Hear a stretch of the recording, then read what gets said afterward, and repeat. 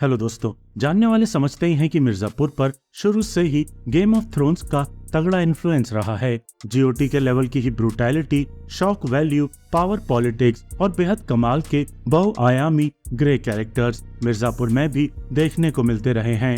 यहाँ तक कि मिर्जापुर के तीनों सीजन मिलाकर जो सबसे शानदार एपिसोड रहा है, यानी कि पहले सीजन का लास्ट एपिसोड, वो भी गेम ऑफ थ्रोन्स के रेड वेडिंग वाले एपिसोड से हेवीली इंस्पायर्ड था।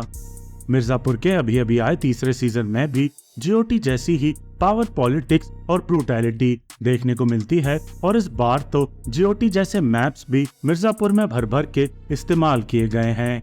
लेकिन मिर्जापुर के सीजन की गेम ऑफ थ्रोन्स से जो सबसे बड़ी समानता है, एकदम टॉप लेवल वाली, वो ये है कि जैसे गेम ऑफ थ्रोन्स के बीच वाले सीजन थे ना, जो बहुत हाइप के बाद रिलीज होते थे, लेकिन पूरे 10 एपिसोड के लंबे चौड़े सीजन में मात्र 1-2 एपिसोड ही मारक मजा दे पाते थे। बाकी का 10 घंटे लंबा सीजन बस बिल्डअप में ही खर्च हो जाता था और हमें भयंकर फ्रस्ट्रेट करता था। तो भैया ठीक वही परेशानी मिर्जापुर का तीसरा सीजन भी हमारे सर माथे फोड़ता है। तीसरे पूरे सीजन में गिनती के सीक्वेंस ही बेमिसाल हैं। कुछ 1-2 एपिसोड ही बढ़िया हैं और बाकी सारे एपिसोड्स बिल्डअप में खर्च कर दिए गए हैं। उनकी राइटिंग भी बेहद एवरेज है और क्लाइमैक्स तक पहले और दूसरे सीजन के क्लाइमैक्सेस की बराबरी नहीं कर पाता है। मतलब इस तीसरे सीजन ने इतना फ्रस्ट्रेट किया है कि इसके होने का अर्थ ही समझ में नहीं आता। 4 साल का वक्त लेकर आखिर क्यों बनाया इसे? कहानी को इस बार च्युइंगम की तरह, बोले तो चिंगम की तरह इतना खींचा है कि अब तो चौथे सीजन को लेकर भी कोई खास एक्साइटमेंट पैदा नहीं हो पा रहा। इस तीसरे सीजन में मुन्ना भैया की कमी हर एपिसोड में खलती है और कालीन भैया को इतना कम इस्तेमाल किया जाता है कि हैरानी होती है।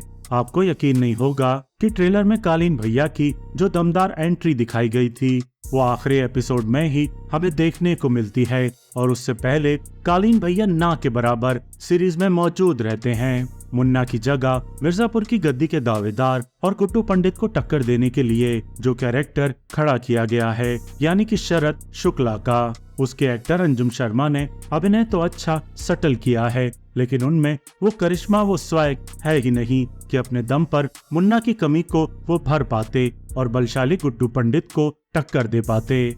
कायदे से इस सीजन को कालीन और गुड्डू का महासंग्राम दिखाना था, लेकिन वो दाएं बाएं खड़े हल्के कैरेक्टर्स को डेवलप करने में खुद को आखिर तक खर्च करता चला गया। इन सब कैरेक्टर्स में एक तो वो गुरुत्वाकर्षण नहीं है कि गुड्डू, मुन्ना और कालीन जैसे कैरेक्टर्स की कमी को पूरा कर सकें, और दूसरा इनकी छोटी छोटी रिपीटेटिव कहानियां गुड्डू और कालीन वाली रिवेंज की मेन कहानी से सीरीज को भटकाकर दूर ज्यादा ले जाती हैं। हालांकि इन सब ठंडे कैरेक्टर्स के बीच गोलू का कैरेक्टर इस सीजन में अलग से शाइन करता है, और एक छुई मुई लड़की से जिम जाने वाली, तंबाकू खाने वाली दबंग बाहुबली का उनका जो ट्रांसफॉर्मेशन इस सीजन में हुआ है, वो भले ही थोड़ा अनकन्विंसिंग है, लेकिन उसे देखने में मजा आता है। बाकी सीजन में बाहुबलियों की आपसी उठापटक और मीटिंग पर मीटिंग करना भी बेहद उबाऊ साबित होता है।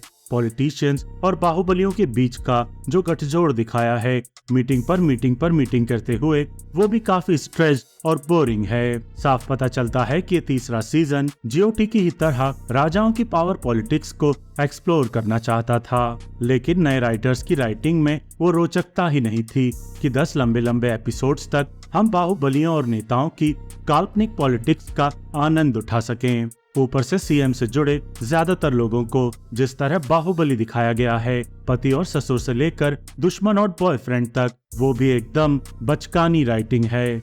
वैसे ऐसा भी नहीं है कि ये सीजन पूरा ही वॉश आउट है, शर्तिया बिंज वर्दी है और आप इसे पूरा देखकर ही दम लेंगे, क्योंकि कैरेक्टर्स इंटरेस्टिंग हैं, उनकी बदकही इंटरेस्टिंग है, एक कविराज हैं जो खासे इंटरेस्टिंग हैं, और ये उम्मीद है कि कुछ भन्नाट होने वाला है, इसलिए भी आप मिर्जापुर 3 को आखिर तक बिंज वॉच करते जाएंगे।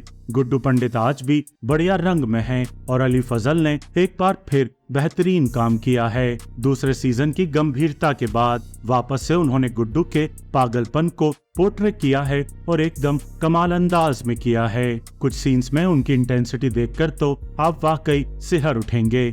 यकीनन गुड्डू पंडित अली फजल के करियर का सबसे चमकता हुआ काम है।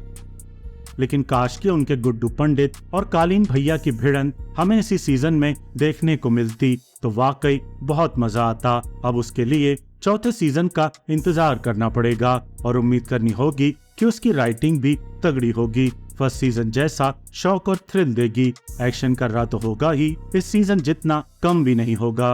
और सबसे बड़ी बात, उम्मीद है कि अब मिर्जापुर को बेवजह खींचा नहीं जाएगा, क्योंकि रिवेंज की इस कहानी के पास अब ज्यादा स्कोप नहीं है। इसलिए बेहतर रहेगा अगर मिर्जापुर को चौथे या पांचवें सीजन में खत्म कर दिया जाए और दर्शकों को टेकन फॉर ग्रांटेड लेना बंद कर दिया जाए। वैसे भी मार्वल वाले आयरन मैन को मारकर अभी तक कमबैक नहीं कर पाए हैं। सवाल ये है कि मुन्ना को स्वाहा करने के बाद क्या मिर्जापुर वाले कभी कमबैक कर पाएंगे?